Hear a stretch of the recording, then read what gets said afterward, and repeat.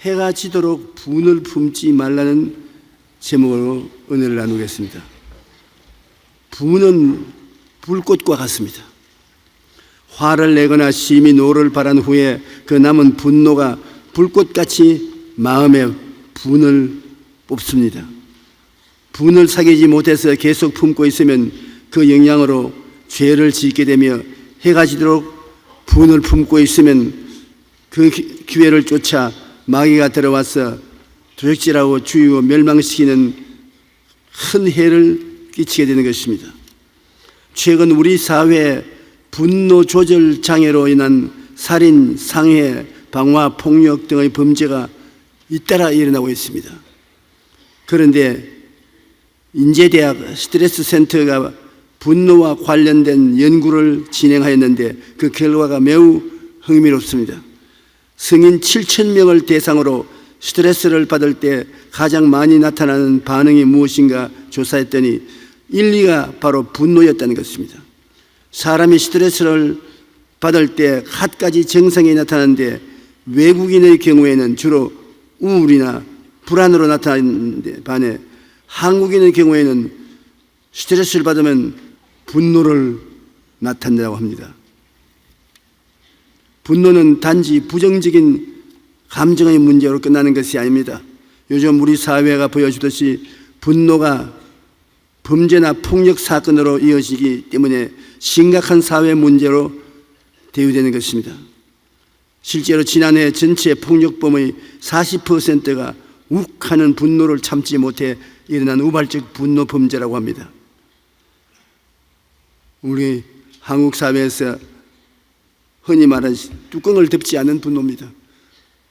분노하고는 뚜껑을 덮으면 참아질 것인데 다 품어내는 것입니다. 분을 내면 죄를 짓게 된다고 합니다. 요사이 무시무시한 범죄가 많이 일어나는데 그 배후에 보면 분노가 꼭 자리 잡고 있는 것입니다. 최근 신문에 크게 회자한 땅콩 회한 사건은 참지 못한 분노가 큰 사고를 저지른 것입니다. 또 보육교사가 어린아이에게 주먹질한 사건도 참지 못할 분노가 터뜨린 사건인 것입니다. 어린애가 먹던 것 다 안 먹는다고 강제로 먹이고 손으로 얼굴을 쥐어 박는다. 그 상식적으로도 있을 수 없는 일이 아닙니까? 분노를 조금만 참으면 되는데 분노를 참지 못하고 퍼뜨리는 것입니다. 하버드대 보건대학원에서 발표한 바에 의하면 분노는 뇌졸중, 심장마비 등의 위험을 높인다고 합니다. 하루에 5번 이상 화를 내면 건강상 위험 상태에 이른다고 말합니다. 화를 낸 상태에서 잠을 자면 깨어났을 때 마음의 불행도가 높아지고 부정적인 감정이 더 악화된다고 합니다. 분을 품고 잠을 잘 수 없지 않습니까? 그러나 분을 품고 잠을 자면 치료를 받을 것 같은데 그렇지 않고 오히려 더 마음에 깨어나서 불행한 느낌이 더 크다는 것입니다. 에베소서 4장 26절로 27절에 분을 내어도 죄를 짓지 말며 해가 지도록 분을 품지 말고 마귀에게 틈을 주지 말라. 저는 에베소 4장 26절로 27절을 50년이 넘도록 내 마음속에 남아있어서 사라지지 않습니다. 너와 같이 목회를 했던 존 허스턴 목사님이 그 부인이 굉장히 성격이 까다롭고 자상스럽고 간섭이 많습니다. 그런데 이 허스턴 목사님이 부인하고 말다툼을 하고 난 다음에 막 분기가 올랐어요. 그래서 저하고 같이 만났는데, 조 목사, 내가 지금 분이 머리끝까지 올랐는데 이것을 해질 때까지 가지고 있으면 마귀가 내 마음을 점령한다. 그러므로 어찌든지 자기를 간지러서라도 웃겨서 해질 때까지 분노를 품지 말도록 해달라고 그랬습니다. 그래서 그와 함께 운동에 나가서 그걸 웃기려고 제가 굉장히 애를 많이 썼습니다. 그래 마지막에 좀 웃고 난 다음에 집으로 갔는데 그 이튿날 내가 만나서 어떻게 분 풀었냐 하거든. 당신에게 분을 풀어달라고 부탁한 내가 하도 부끄러웠어. 가서 내 집사람에게 회개하고 마음의 평안을 얻었다는 그 말을 했습니다. 그 말이 저에게는 교훈이 되어서 목회 끝날 오늘 이 시절까지도 분만 생기면 노를 내서는 안 된다. 마귀가 틈을 탄다. 마귀가 틈을 타면 큰 상처가 오게 되는 것입니다. 잠언서 12장 16절에 미련한 자는 당장 분노를 나타내거니와 슬기로운 자는 수욕을 참느니라. 잠언서 29장 11절에 어리석은 자는 자기의 노를 다 드러내어도 지혜로운 자는 그것을 억제하느니라. 성경에 보면 제일 먼저 사람을 죽인 사람이 가인입니다. 가인은 논농사, 밭농사 이런 것을 했고 아벨은 양을 쳤습니다. 하나님께서 그 두 사람에게 분명히 1년에 한 번씩 하나님 만나러 올 때 제사를 드리되 어린 양을 잡아 피를 쏟고 향기로운 제사로 불을 태워 하나님께 올리라고 말씀을 했을 것입니다.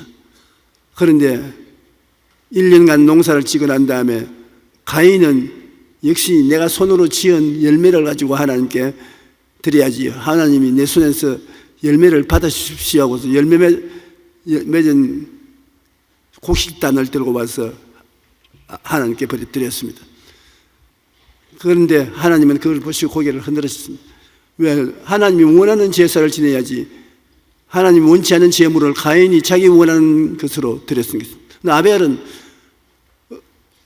양 한 마리를 잡아서 피를 뿌리고 불을 붙여서 향기로운 냄새가 나는 제사를 드렸습니다. 하나님이 아벨의 제사를 기쁘게 받았습니다.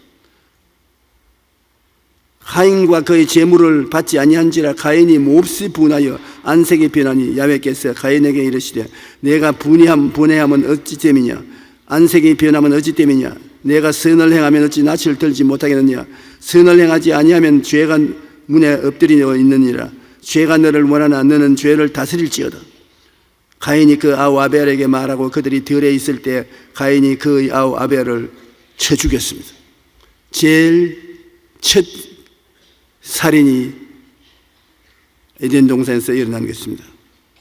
시편 37편 8절에 분을 거치고 노를 버려 불평하지 말라 오히려 악을 만들 뿐이다.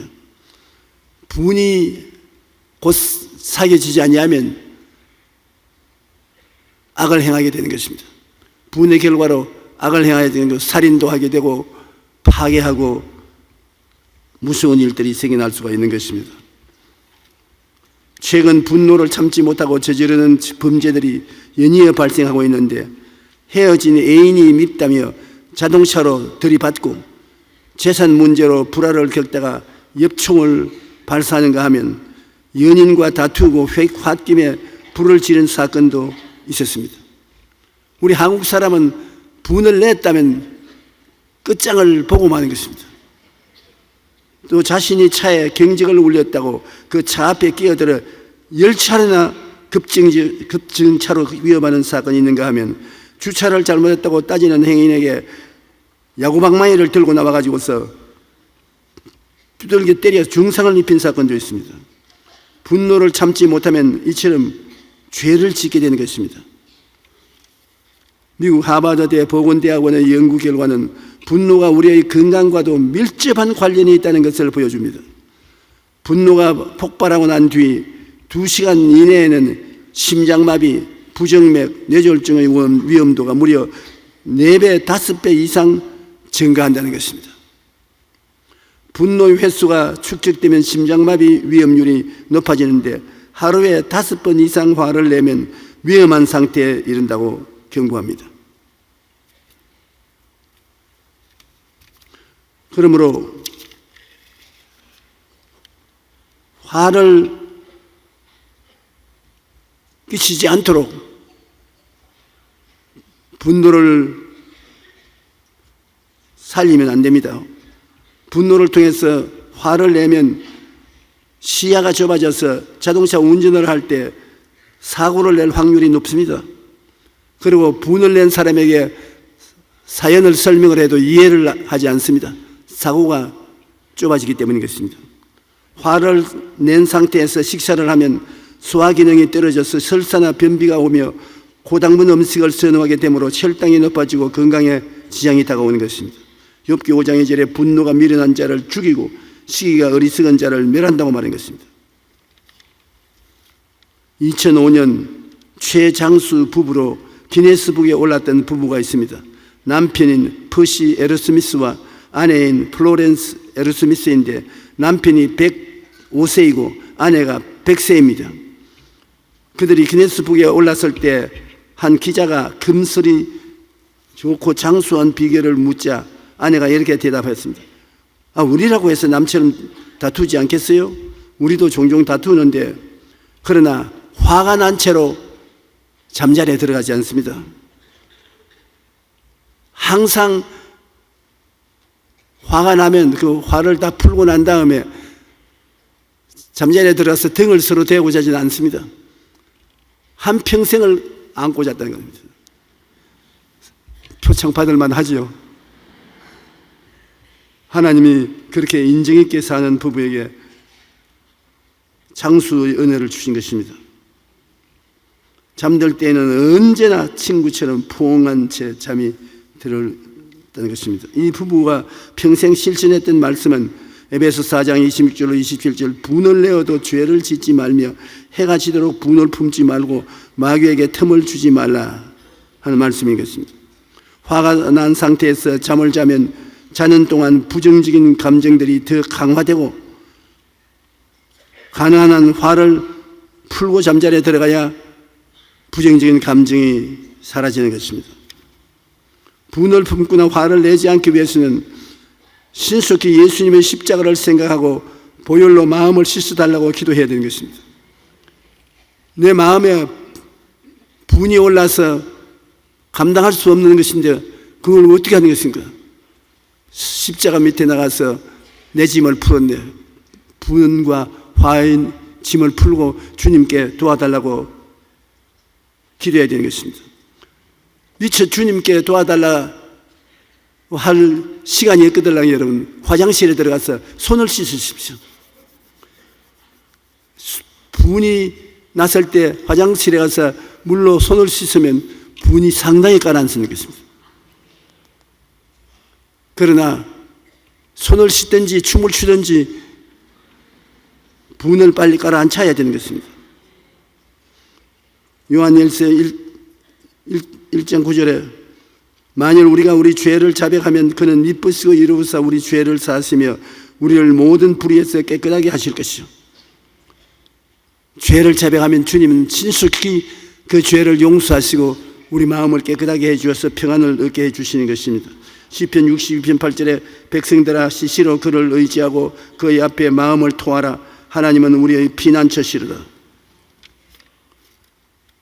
하나님은 우리의 피난처요 요새요 의리하는 하나님이라 하느니 제가 너를 새 사냥꾼의 올무에서와 극한 연병에서 건지실 것입니다. 하나님은 여러분의 피난처가 된 것입니다. 피난이라는 것은 난을 피해서 숨는 것을 말하는 것입니다. 요새라는 것은 튼튼한 성벽을 쌓아서 도망하지 아니하고 적이 오면 직접 대결에 서는 것을 요새라 말합니다. 그러므로 우리 주 예수님은 우리에게 피난처가 될 수도 있고요. 우리가 단단한 믿음을 가지면 요새가 되게 해서 적군을 마주쳐 싸워 승리할 수 있는 것입니다.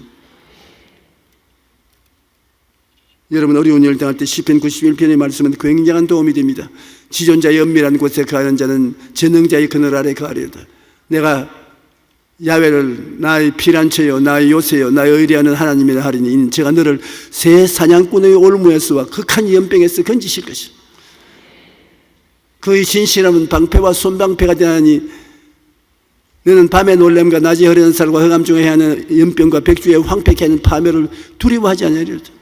친인이 내 곁에서 만인이 내 우편에서 엎드려지나 이 재앙이 내게 가까이 오지 못하리니 너는 원수의 보응을 목도하리로다. 내가 말하기를 야훼는 나의 피난처라 하고 전능자로 그 철을 삼았으므로 화가 내게 미치지 못하며 재앙이 내 장막에 이르지 못하리니 이는 제가 너를 위하여 사자들을 명하사 너 발을 지키심이라. 손으로 너를 붙들어 발이 돌에 부딪히지 않게 하시겠다. 얼마나 좋은 약속의 말씀입니까? 내가 사자와 독사를 밟으며 젊은 사자와 뱀을 발로 누르리로다. 하나님이 너를 건져주시고 저를 아는 너에게 높여주시고 부르짖으면 응답해 주시고 환난 때 같이하여 너를 건지고 영화롭게 해주시고 장수함으로 만족해 하여 나의 구원을 보이리라. 우리가 성경 말씀 보면은 성경 말씀의 처음과 시작이 언제나 좋습니다. 우리가 살아가는 동안에 많은 시련과 환난을 당하는데 시련 당할 때 좋으신 하나님이 여러분을 버리지 않기 때문에 모든 것이 합동하여 유익을 이루어서 나중에 좋게 만들어주는 것입니다. 요셉이 형들에게 말하기를 형들은 나에게 해를 주려고 애굽의 종으로 팔았지만은 하나님은 오히려 이것을 돌이켜 선이 되게 해서 오늘날 수많은 사람을 굶주리면서 건지는 아버지 노릇을 하게 하셨다고 하는 것입니다. 하나님을 사랑하는 자 곧 그 뜻대로 부르심을 입은 자들에게는 모든 것이 합력하여 선을 이루라. 이 말은 참 맞은 말입니다. 여러분 어려운 일을 당할 때 분을 내거나 화를 내지 말고 하나님께 엎드려서 모든 일을 하나님께 고백하면 하나님께서 여러분을 붙들어서 모든 것이 합력하여 선을 이루게 되는 것입니다. 놀라운 일이 일어나는 것입니다. 예수님은 십자가에 달린 상태에서 그를 조롱하고 침 뱉고 얼굴을 때리면 손에 못을 박는 로마 군인들과 허리에 창을 찌르는 그들을 향해서 아버지 저들을 사하여 주옵소서 자기들이 하는 일을 알지 못하냐이다 라고 하나님께 기도를 드렸습니다. 그러고 얼마나 철저히 우리 주님은 우리를 구원하시기를 원했냐면 우편 강도와 좌편 강도 중에 한 사람이 예수님과 같이 십자가에 매달려 피를 철철 흘리면서 고통을 당하고 있는데 예수님을 보고 주의 주님이 나라에 임한 날 나를 기억하여 주옵소서. 방금 피를 흘리고 죽는데 교회 갈 시간도 없고 예배 드릴 시간도 없고 체면을 차릴 시간도 없는데 주님 나라에 임하시면 나를 기억하소서. 그러니까 주님께서 뭐라고 말씀했습니까? 오늘날 너는 나와 함께 낙원에 있으리라. 그 말이 이 사람을 건진 것입니다. 우리 기독교 신앙이 철저히 주님이 주시는 공짜 선물이지 우리의 행위에 있지 않다는 것을 여기에 뚜렷이 보고 볼 수 있는 것입니다. 우리가 뭘 해야 구원받는다면 십자가에 못 박혀 몸짓고 피 흘려 죽어가는 흉악한 강도는 뭘 할 일이 없습니다. 십자가에 못 박혀 죽어가는데 무슨 일을 하겠습니까? 선한 일을 할 수 없지요. 예수님을 구주로 입으로 시인하기만 하면 구원을 얻는 것입니다. 장차도 아닙니다. 오늘날 너는 나와 함께 십자가에서 내려와서는 무덤에 들어갔을 때 낙원에 있어야 돼. 사람이 죽고 난 다음 과연 저 건너편 세상이 있을까 묻는 사람이 있는데 너와 함께 죽어 무덤에 있으리라고 말하지 않고 낙원에 있겠다고 말하는 것입니다. 우리 예수 믿는 사람은 죽어서 직행으로 낙원으로 들어가고 예수 안 믿는 사람은 죽어서 음부로 들어갑니다. 음부에는 불이 타고 부자가 들어가서 나사로를 보내 물 한 방울 쳐서 혀를 서늘케 해달라고 강구하는 것이 음부입니다. 그러나 낙원은 아브라함의 품이라고도 말하기도 하는데 낙원은 진짜 낙원입니다. 우리 육신의 장막지 벗어버리면 곧장 천사들의 옹회를 받아 낙원으로 들어가는 것입니다. 그 갈래길에서 죽음이라는 공통적인 체험해서 한 사람은 낙원으로 가고 한 사람은 음부로 내려가게 됐습니다. 그런데 예수님께서는 우리의 죽음을 담당하셔서 음부를 철저히 문을 채운 것입니다. 낙원으로 우리를 데려가기를 원하셨습니다.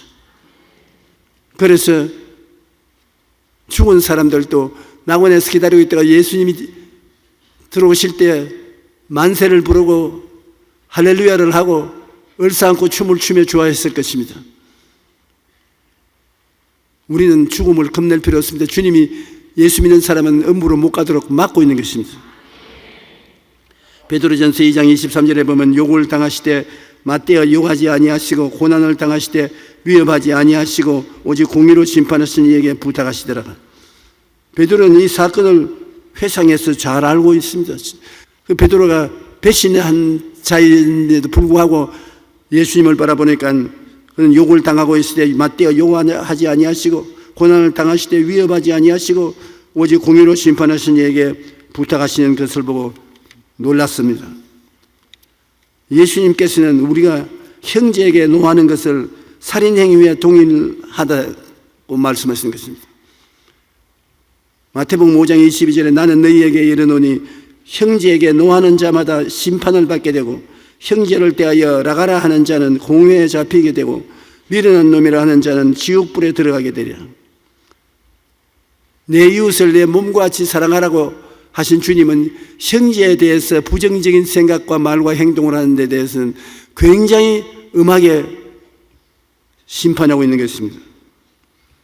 바울도 분냄을 새로운 피조물이 된 믿는 사람들이 버려야 할 죄악의 목록에 포함시키고 있는 것입니다. 에베소 4장 31절로 32절에 보면 너희는 모든 악독과 노함과 분냄과 뜨는 것과 비방하는 것을 모든 악의와 함께 버리고 서로 친절하게 하며 불쌍히 여기며 서로 용서하기를 하나님이 그리스도 안에서 너희를 용서하심과 같이 하라. 하나님은 예수 그리스도 안에서 여러분을 철저히 용서해 주는 것입니다. 예수 그리스도는 영원한 하나님 아닙니까? 육신을 쓰고 영원한 하나님이 오셨는데 예수님이 우리 대신하여 제물이 되고 심판을 받았는데 영원한 예수님이 우리 위해서 심판을 받았기 때문에 영원히 심판을 받아버렸습니다. 영원한 예수님이 우리 제물이 되어서 제사를 드렸으니까 다시는 드릴 제사가 필요 없습니다. 한 제사로서 모든 것이 다 이루어진 것입니다. 우리는 죄를 짓고 불의하고 추악하고 버림을 받아야 마땅한 존재인데도 불구하고 죄 지은 그대로 못난 그대로 빈손들 그대로 주님께 나와서 주님을 구주로 모시면 그 보혈이 여러분 보고 이 제사로서 너는 영원히 사함을 받았다 그렇게 말씀하신 것입니다. 그러므로 그리스도의 구원이 얼마나 철저한지 이런 말로 다 알 수 없습니다. 여러분은 주님 앞에 남아서 영원히 용서를 받아버렸으니 다음에 용서받을 죄가 없습니다. 주님은 여러분을 영원히 용서하시고 그 다음에는 성령을 보내주셔서 보혜사 성령이 여러분 안에 거하면서 여러분을 거룩하게 살게 되도록 가르쳐 주시는 것입니다. 우리 예수 믿는 사람들은 하나님께서 우리를 위해서 구원의 틀을 다 닦아 놓으시고 우리에게 구원을 주시는 것을 알아야 되는 것입니다. 마음의 즐거움은 양약이라도 심령의 근심은 뼈로 마르게 하느니라. 마음의 즐거움은 아주 좋은 약입니다. 요사이 저는 암에 걸려서 죽어가는 사람이 주님 안에서 기뻐하고 즐거워하고 웃고 그래서 암이 나았다는 간증을 많이 듣고 있습니다. 몸이 약한 사람은 집에서 자꾸 웃어야 돼요. 여러분 남편은 아내를 웃기십시오. 웃기면 양약이 되는 것입니다. 아주 좋은 약을 대접하게 되는 것입니다. 야고보서 1장 19절 20절에 내 사랑하는 형제들아 너희가 알지니 사람마다 듣기는 속히 하고 말하기는 더디하며 성내기도 더디하라. 사람이 성내는 것이 하나님의 의를 이루지 못하느니라. 로마서 12장 17절 19절에 아무에게도 악을 악으로 갚지 말고 모든 사람 앞에서 선한 일을 도모하라. 할 수 있거든 너희에게서 모든 사람과 더불어 화목하라. 내 사랑하는 자들아 너희가 친히 원수를 갚지 말고 하나님의 진노하심에 맡기라. 기록되었으되 원수 갚는 것이 내게 있으니 내가 갚으리라. 주께서 말씀하시느니라. 하나님께서는 우리가 직접 원수 갚기를 원하지 않으시고 원수 주님이 갚아줄 테니까 주님께 다 맡기라는 거죠. 주님께 맡겨놓으면 주님이 안 갚을 때가 많습니다. 주님은 우리를 너무나 불쌍히 여기기 때문에 내게 맡겨라. 그래, 내가 대신 갚아줄 테니까 맡겨라. 저도 목회하면서 너무 답답하고 괴로운 일이 많아가지고서 주님 원수를 본때를 좀 보여주시옵소서. 그렇게 기도하고 날짜에다가 동그라미 터놓고 1년이 지나가도 안 갚아주시오. 그 다음에 2년째 지나가도 안 갚아주시오. 아직도 안 갚아주시오. 주님은 누구든지 벌받기를 원치 아니하시고 용서와 사랑을 베풀기를 원하시는 것입니다. 우리도 남에게 원수를 갚아달라고 주님께 부탁해도 안 들어주는 것처럼 남이 우리 향해서 심판을 베풀어 달라고 하는 것도 역시 주님은 안 갚아주는 것입니다. 빌립보 감옥에서 바울과 실라가 분노를 기도와 찬송으로 사귄 것을 기억해 보십시오. 그들이 빌립보에서 복음을 전거하다가 귀신 쫓아내고 나니까 더 이상 점을 치지 못하므로 그 주인이 돈벌이가 없어서 온 아는 사람을 다 충동해서 바울과 실라를 고소 고발했습니다. 감옥 속에 갇혔는데 밤중에 그 사람들이 배도 고프고 몸에 맞은데 피가 흐르고 쓰라리기도 한데 불평이나 원한이나 분을 내지 않고 찬송을 불렀습니다. 둘이가 철고랑을 묶고 있으니까 박수는 못 치고 서로 아마 부딪히면서 찬송을 불렀습니다. 그 찬송 소리가 얼마나 하나님 듣기에 좋으시던지 하늘에서 하나님이 지진을 보냈었습니다. 찬송 소리에 맞춰서 지진으로 박자를 쳤습니다. 온 빌립보 시가 다 지진에 울렁거리고 죄수들이 갇혀 있는 방문이 다 열리고 차고가 다 풀어지고 자유와 해방이 다가오는 것입니다. 우리가 마음의 기쁨과 감사를 가지면 자유와 해방을 체험하게 되는 것입니다. 우리 주님의 역사에는 언제나 자유와 해방이 있습니다. 예수 믿는 사람이 그저 기독교라는 의식만 가지고 율법주의자로 살아가는 것은 기독교 신앙이 아닙니다.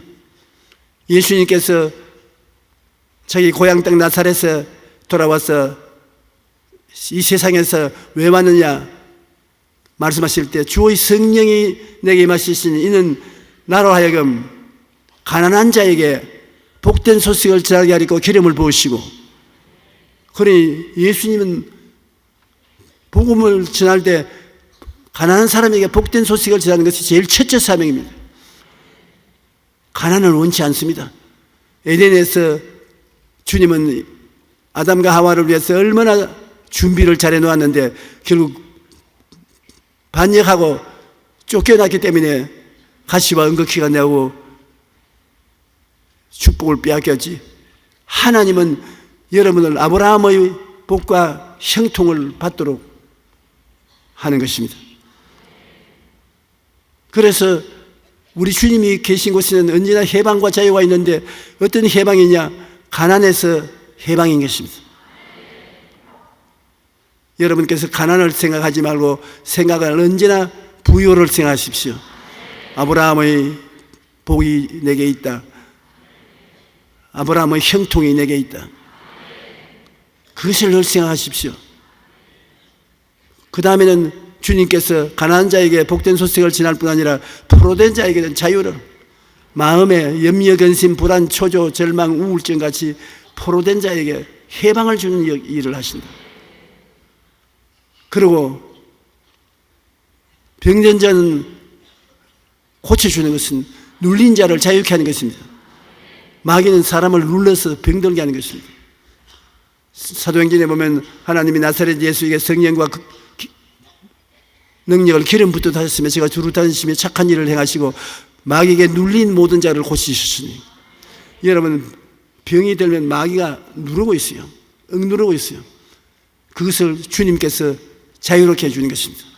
그리고 은혜의 해를 전파하면 우리가 율법을 지킴으로 고행을 함으로 구원받는 것이 아니라 하나님의 은혜로, 은혜는 선물입니다.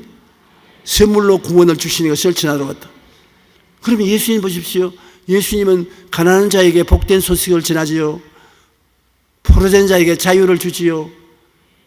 눈먼 자에게 보게 해주지요. 눌린 자를 자유케 하지요. 은혜의 해를 전하지요. 우리에게 오면 엄청나게 좋은 일을 하기 위해서 오신 것입니다. 오늘 이 시간 여러분이 제 설교를 들으면서 여러분 생애 속에 가난 귀신이 물러가고 축복과 형통의 생각이 들어와야 되는 것입니다. 그러면 내 믿은 대로 될지어다. 그리고 성령이 오셔서 영안을 열어서 하늘나라를 바라보게 해주시고 마음에 포로된 자, 육체에 포로된 자, 생활에 포로된 자 자유와 해방을 얻어야 되는 것입니다. 병들고 고난스러운 것을 주님께서는 갖고 살기를 원치 않습니다. 하나님께서 우리로 자유케 하려고 자유를 주었은즉 그러므로 믿음의 구석에 서서 다시는 종의 멍에를 매지 말라고 하는 것입니다. 마귀의 종, 질병의 종, 고통의 종 노릇하지 마라.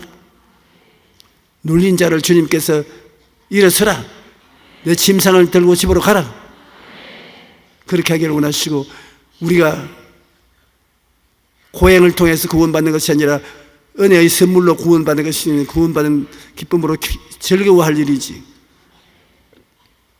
그러면 예수 이야기만 하면 해방과 자유입니다. 우리가 일정 36년에서 해방되고 난다면 얼마나 좋았습니까? 6.25 사변 난 이후 공산당에서 해방이 되고 자유를 얻는 것도 얼마나 좋습니까? 눈에 보이지 않는 원수 마귀에게 해방과 마귀가 가져온 모든 고통에서 자유를 얻게 되니 그 기쁨은 말로 닿을 수 없습니다. 그런데 항상 알아야 될 것은 여러분 마음에서 먼저 일어난 일이 여러분 밖에서 일어나는 것입니다. 예수님의 십자가 보혈로 죄 사함을 받은 것을 마음속에 확실히 알 때 죄에서 이길 수 있는 것입니다. 허물에서 씻음 받은 것을 담대하게 믿을 때 성결한 사람이 되는 것입니다. 제가 채찍에 맞음으로 너희가 나음을 입은 아니라 마음속에 생각이 병에서 노예남을 받은 생각을 걷게 되면 바깥에 체험에 치료가 다가오는 것입니다. 마음속에서 내가 축복을 받아서 형통하고 아브라함의 부유함이 들어왔는 것을 능력으로 믿으면 환경에서 그런 일이 일어나게 되는 것입니다. 마음으로 천국 고향이 가득하고 죽음이 겁나지 않은 사람은 죽으면 낙원에 가는 것입니다.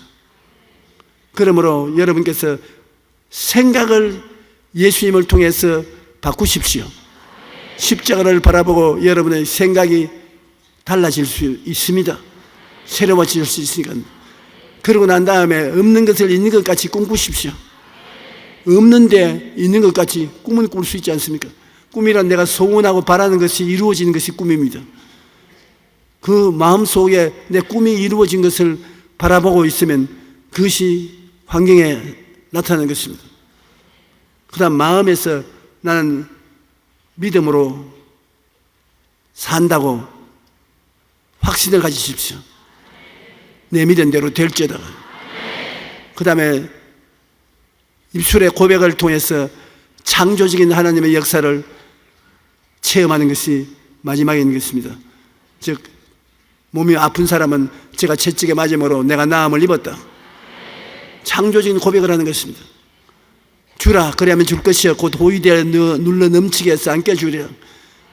하나님 사업을 위해서 돈을 쓰면 그것이 30배, 60배, 100배가 돼서 돌아온다는 것을 마음속에 보고 입으로 시인해야 되는 것입니다. 그러면 마음에 가득한 것이 밖으로 나오는데 마음에 그렇게 느껴지는 것이 밖으로 열매 맺어 나오는 것입니다. 사람들이 조목산 서기만 쓰면 4,000원의 세계 이야기를 한다. 고기 잡는 사람이 모이기만 하면 그물로서 고기 잡는 것만 이야기하지. 나는 여러분이 바라보고 믿고 입으로 말해서 그 성과를 거두게 될 때까지 계속 이야기를 할 것입니다.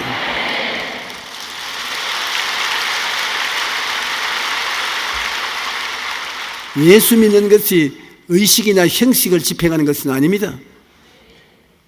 예수 믿는 것이 옛날 이야기 듣는 것이 아닙니다. 예수 믿는 것은 현실 생활에 영혼이 잘된같이 범사에 잘되며 강건하고 생명을 얻되 넘치게 얻어 모든 일에 항상 모든 것이 넉넉하여 모든 착한 일을 넘치게 하는 것입니다. 저는 50년의 목회 생활 동안에 그것을 다 체험했지 않습니까?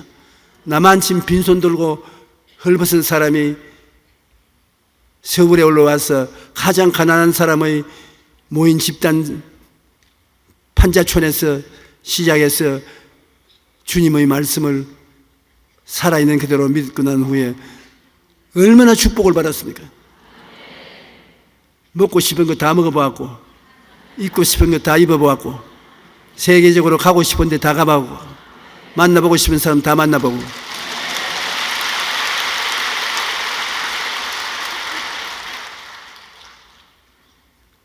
하나님 앞에 상상을 초월해서 은총을 받았기 때문에 내가 받은 이 하나님의 은혜와 사랑과 축복을 내가 만난 사람들에게는 결코 전달해 줘야 되거든.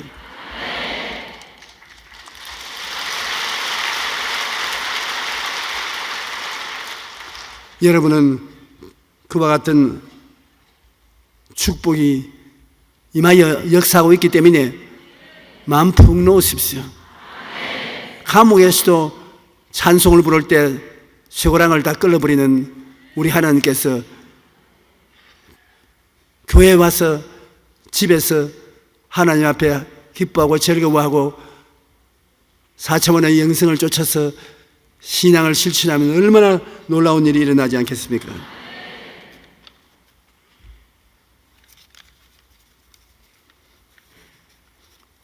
아스피린보다 좋은 약이 있습니다. 스티븐 포스트라는 이름의 청년이 있었는데 그 청년의 할머니는 알츠하이머 병으로 돌아가셨습니다. 할머니를 무척 사랑했던 청년은 나중에 의사가 되어 알츠하이머 병을 집중적으로 연구했습니다. 알츠하이머 병은 참 무서운 병입니다. 모든 것을 잊어버리는 것이니까요. 그런데 연구를 진행하면서 환자들의 가족을 통해 주는 사랑이 얼마나 놀라운 힘을 가지고 있는지 깊이 깨닫게 되었습니다. 그래서 그는 주는 사랑의 효과를 연구하는 연구소를 설립했고 사랑을 받는 사람뿐 아니라 주는 사람에게 더 많은 유익을 준다는 연구 결과를 발표했습니다. 그는 말하기를 심장병을 예방하는 아스피린의 효과는 잘 알려져 있습니다. 그런데 최근 연구에서 아스피린보다 2배나 더 효과가 좋은 약을 발견했는데 그것은 바로 사랑이라는 치료제입니다.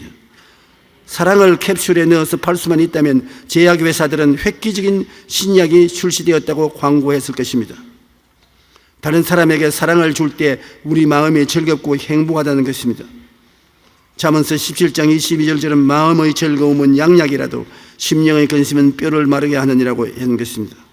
그러므로 자기 자신을 위해서라도 사랑으로 분노를 이기게 하는 것입니다.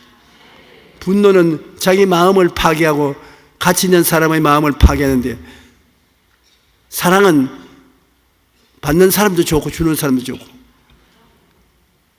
이 박사님이 말한 것을 보면 주는 사람이 더 행복해진다. 그러나 사랑은 아스피린보다 더 좋다는 것을 우리가 알고 분노 대신에 사랑을 베푸는 여러분 되시기를 주님 이름으로 축원합니다.